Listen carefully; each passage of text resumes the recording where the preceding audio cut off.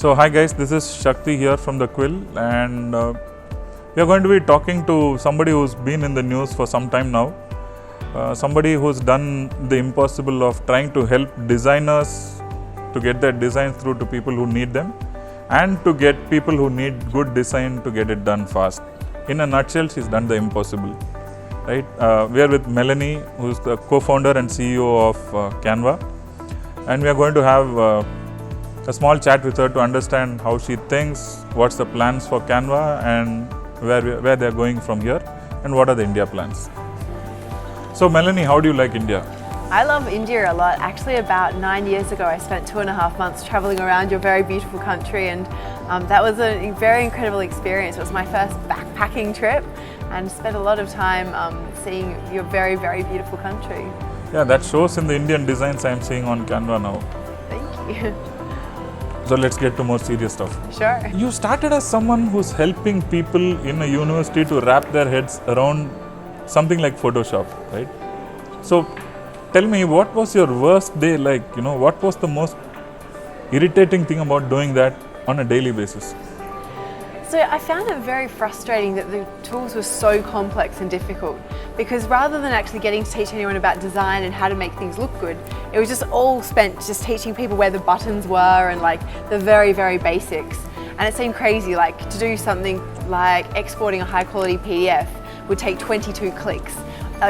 Creating a triangle in InDesign is like beyond most people's ability. Like, it's really complex. And so it seemed very apparent that everything should be much simpler and less complicated. How often did you get the graveyard shift? It was a 9 to 5 sort of job at university, so not too often. So I see you've been spared of the blushes of being in tech support. Though I have to say, I've spent a lot of time doing the 24/7 shift with my first company, Fusion Books. So tell us more about Melanie the person. Why is there so little online about Melanie the person? I guess I started my first company when I was 19, so I've spent a lot of my life now in having a company. Is like my biggest adventure and my biggest passion. I guess probably that stems from it. I do a few things in my spare time, which there isn't a great deal of. I spent a lot of time traveling when I was at university, so I spent time in India, which was my first trip, and I spent some time in Africa, traveling around Asia. That's sort of my other big passion, so it's quite fun being here in India because it combines the two of my passions. When I was actually researching about Melanie the person, I concluded that you're a part of the Avengers, because there's nothing about you there. Okay, a couple tidbits. I'm learning Spanish very poorly. I'm very, very beginner. I so admire people who speak multiple languages because it's so tricky to learn a whole another language. You should try India. Everyone in this city speaks 5 languages. I know, it's like totally crazy. It's very admirable. So let's design, right? Is a very misunderstood activity. Right? Mm-hmm. Most people think that design is extremely complicated. Yes. But designers think that design is easy, right? So now you are actually breaking the paradigm of every company or anybody who needs to get stuff done neatly, professionally, needs to go to a professional designer, because I think around about 90% of what they want they can accomplish if they use Canva smartly, right? So tell me more about that. Because I have a small feeling that, how do you explain the complete paradigm shift that Canva brings into a workplace, for example, right?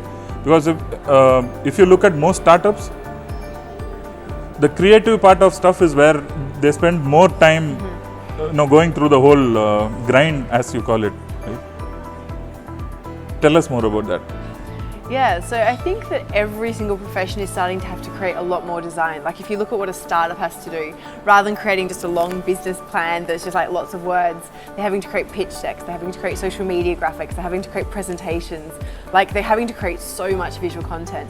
And so usually, like a startup, when they're going to a designer, they'll get a logo created and maybe, a business card, but they can't get a designer to touch every single design point that should actually look really professional and convey their brand identity. And so I think we're seeing the same sort of trend across every single profession. And so being able to get great design is really important.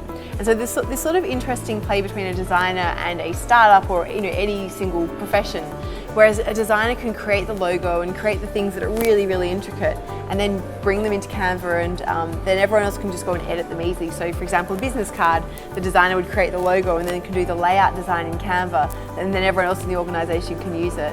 But there's just so many different things that need to be designed. So there's, I think, an expanding pie as far as design is concerned.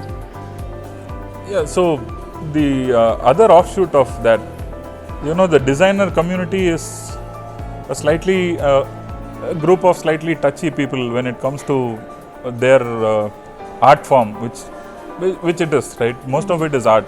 Yeah, definitely. So how are the designers feeling about Canva making their job? I don't know, Canva taking up most of their job when others want to do stuff. Are they happy with it? Do you get to talk to them and get a feel of what they feel?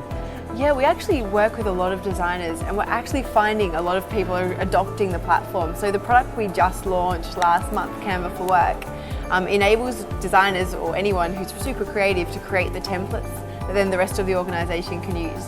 So a lot of designers feel that they're super overstretched because they're getting pulled from the marketing department and the sales team and across the entire organisation.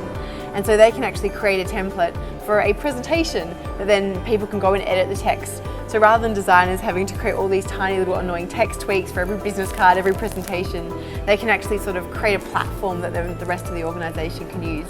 Because the designers get really annoyed when they see hideous social media graphics going out, or really ugly presentations from the sales team, for example.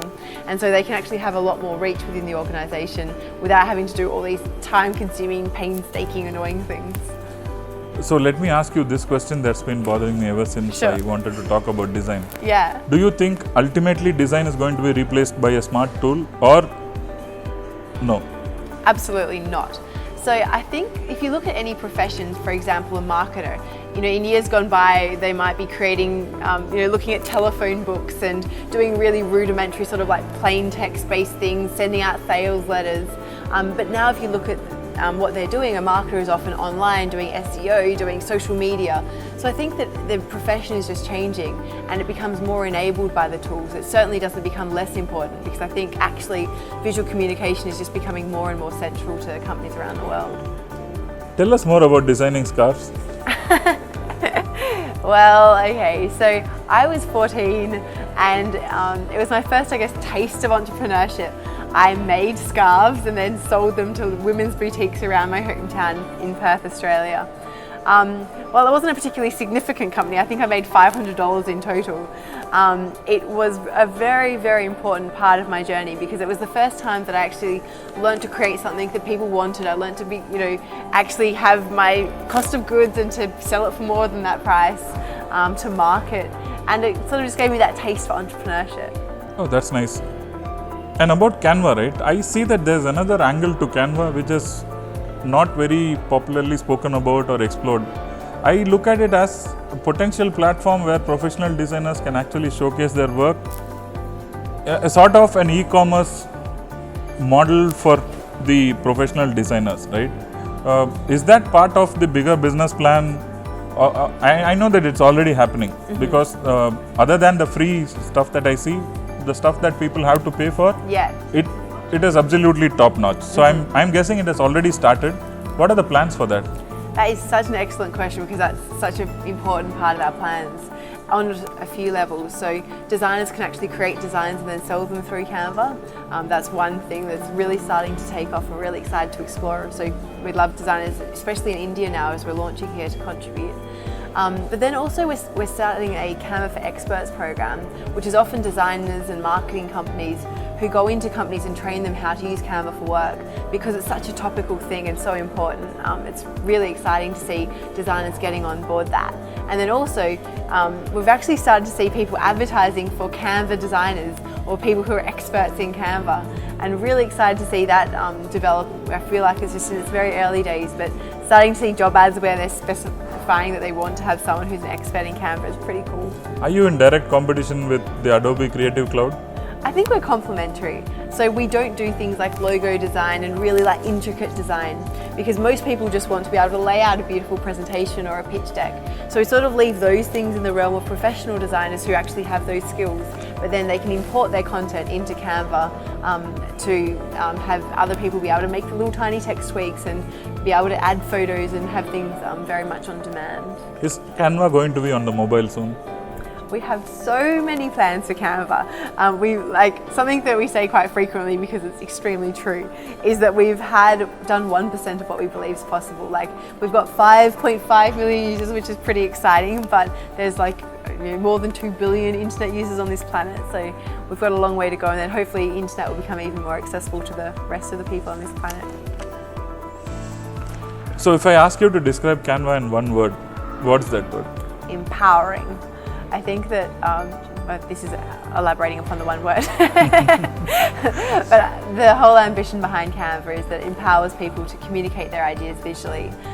It empowers charities to be able to reach people, spread their message, get more awareness for their cause, small businesses to market. So I think that empowering is very essential to what we're doing. So empowering. Yes. The designers and the consumers. Absolutely. Right? Well, that's a good way of looking at things. Let's come to your first baby, right? Fusion Books. Yeah. That seems to be, a very interesting way to get the rather tiring task of coming out with yearbooks and stuff. Yeah. Automate it and push it out. And I see that it's doing brilliantly also now, going by what I read when I was researching. How much of your time goes into that? And what are the plans for that? Is it eventually going to be, something like a Canva bouquet where this is also added somewhere as, some other vertical or whatever, or is it going to exist as a separate entity? So it's actually really funny. Our very first staff member ever actually came and worked with us in Australia and then went to go and run Fusion Books France. And now, funnily enough, we've got Fusion Books France managers coming to run Fusion Books Global. And another funny component of that is we have Fusion Books running on Canva as an app, which is quite funny again, so it's a little bit circular. But we have an incredible team who is working on that product now, and really excited. It's in Australia and France and New Zealand. They have their own international expansion plans, and we have a really incredible team behind it who are going from strength to strength. So do your Australian team and New Zealand team keep fighting with each other? I think that's an interesting talking point as far as the Australia-New Zealand rivalry. It's like India-Pakistan, I know that. Right, so the startup scene in Australia, tell us more about it. How is it now? How was it when you started? How is it now? Yeah, well, it's quite funny. When I started my first company, there was not a startup scene that I was aware of at all. Like, we just had this idea and we're like, we're going to turn this into a company. And then we went to go get a bank loan. It was impossible because we didn't have any credit history. And there wasn't like a thing of startups, and like entrepreneurship was just something that we didn't really know a great deal about. We just wanted to solve a problem. But nowadays it's like, that was about 8-9 years ago. It's really starting to take off. So there's a lot more startups, there's media attention on it, there's investors that are having this global outreach and global viewpoint. So I think it's really encouraging signs about what's to come. And we're starting to see some really cool startups happening, which is also awesome. So is Canva a unicorn in the making? We have very bold ambitions, and yeah, I'd love to see just how far we can take the company. I think it has a long way to go yet. I'll take that as a yes. India, right? How do you see India in three ways, right? One, as a marketplace. Mm-hmm. Two, as a place to set up base in. And three, as a talent pool. What's your reading of India? Well, judging from the traction that we've been having in India so far, so we've had over 1 million designs were created and 50,000 were last week. I did 4 of them. Thank you very much, appreciate it, because it was actually our first week that we'd ever hit that number. So like the graph was going like this, but like last week was the threshold for 50,000. So appreciate that. But also there's just such a strong entrepreneurial spirit and there's so many startups. Everything seems to be really on the up and coming, which is very exciting. And so we're really excited to start working a lot more with the local community, with the blogging community, which is totally taking off, and the social media marketing community. I believe you're involved with Social Media Week very soon. Yeah. So it's just really starting to happen, which is very exciting. And so we hope to be part of that growth and part of that journey.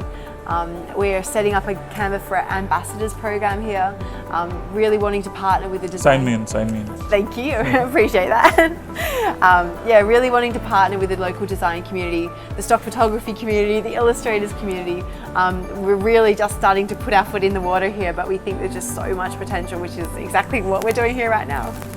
So are you planning to have Canva India, where you have the Indian guys working here? If so, what kind of numbers are you thinking about? It's still very early days about how we're figuring it all out, but we are absolutely focused on the market. So we just launched a range of Indian-inspired layouts. We just added Hindi and we're working with a local community. So we just had our first ever user meetup in Delhi, and we've got our second ever user meetup tomorrow here in Bangalore. So we're really excited to start partnering with the community and just see what they need, hear from everyone, and figure out the best way to going forward. See, whenever I talk to a founder who's succeeded, I tend to look at them as 1 out of 10,000, right? So as 1 out of 10,000, what would you like to tell the other 9,999 about staying on track and getting things done? Because I'm sure, you know, a startup journey is like diabetes, right? No two patients have the same symptoms, no two patients have the same medicines or the same treatment. Yeah, that's very accurate. But yet, there is something common. Right? What is it? I am pretty sure that my strongest asset is determination. And I'd say, like, there's this thing that you have to learn to deal with, and that's called rejection. And it's a very, very unpleasant thing, but something that's a very, very important part of the entrepreneurial journey. Because we were rejected for many years before we were eventually had things work out. So for example, raising funds, we were rejected many, many times, had to revise our pitch deck literally 100 times before we eventually landed investment. We had our first meeting with an investor 3 years before we eventually landed investment. When we were trying to So let's make this question more interesting. Okay. You travel back in time and meet yourself after your first rejection. What are you going to tell yourself? That is one of the most important steps on the journey, to go and get rejected again, and then again, and then again, and then again. You can't tell yourself how many times it's going to happen. No, you can't tell, because you don't know. You don't know. And I guess that's what's fun, because if you know the outcome when you're going on the journey, I mean, the journey is hardly worthwhile. But if you know that you want what's at the end so badly, you believe in your vision for the company, you believe that what you're doing is a worthwhile thing, you'll just keep persisting. And you will be rejected, and it will be painful, and you'll feel hurt, but you have to pick yourself up and go and get rejected again and again and again. It's worthwhile, and it's a fun adventure, and I guess the challenge is what makes it fun. So what does Melanie want to tell the next Melanie? What does Melanie want to tell the next Melanie? Enjoy the journey.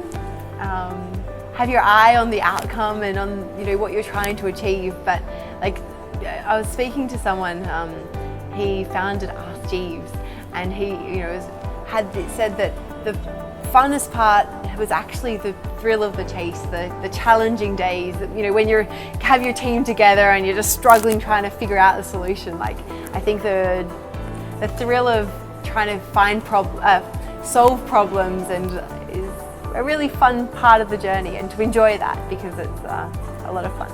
The last question has to be the boring question that you get all the time. So what's going to happen at Canva for the next 6 months? The next 6 months? Well, our vision is to empower the world to design, and we feel like we've made little steps in that direction. We're actually, getting to have some reach. We've had 5.5 million users who've created 36 million designs, which is kind of crazy. But we really feel like we've got a long way to go. We've done 1% of what we believe on the product side of things. We're in a very small fraction of the world's hands. So just continuing on that journey and hopefully empowering people to design along the way. Oh, cool. Looking forward to meeting you again after you become a unicorn. Thank you. It was really nice to chat.